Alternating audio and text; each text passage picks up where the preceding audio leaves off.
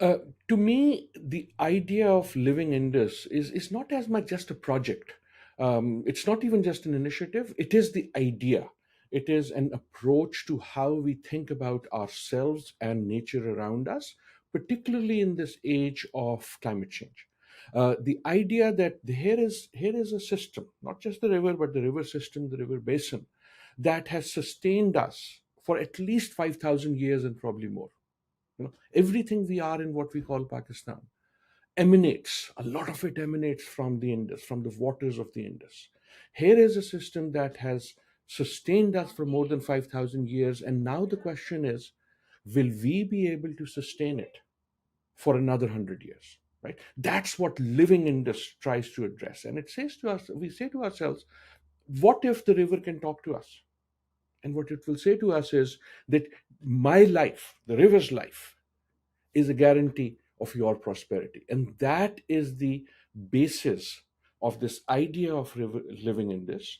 And the project part, we hope, is that out of this idea comes a whole host of initiatives, various types of initiatives. Initiatives about pollution in the river, initiatives about life in the river, initiatives about the quantity of water in the river, initiatives about the quality of the water in the river, initiatives about cities around it. These projects of how do we do a lot of things that ensure that we will have a living Indus, but also ensure sustainable development.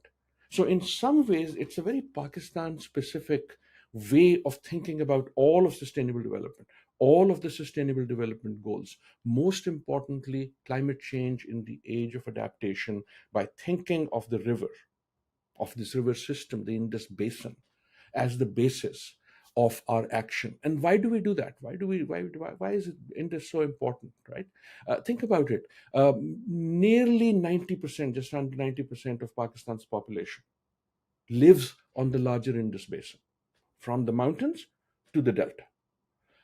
About just about 85% of Pakistan's economy happens on the Indus Basin system. Nine largest cities in Pakistan, nine out of the nine largest cities in Pakistan are within 50 kilometers of the Indus.